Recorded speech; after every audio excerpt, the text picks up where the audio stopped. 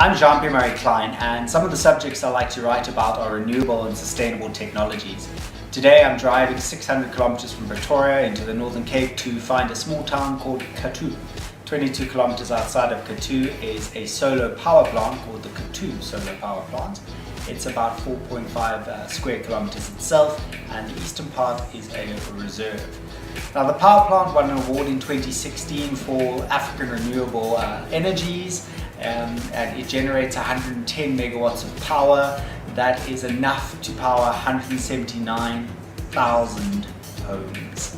It opened in January this year, 2019, and it also has got its own community project. So I'm pretty keen to go see it. Like other future thinkers, I'd like to leave this planet in a better state than I found it.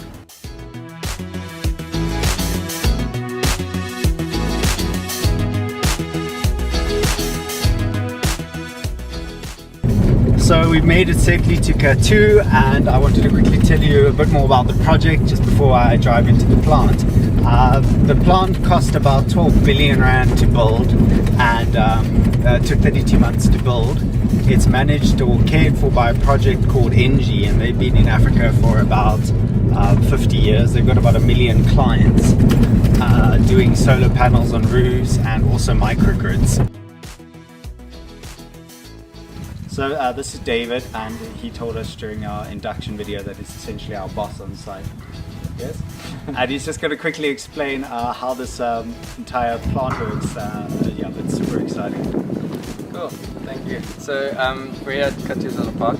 The plant is a parabolic trough concentrating solar power plant. As you can see, we have curved mirrors. They're in the shape of a parabola, and they're extruded to form a trough.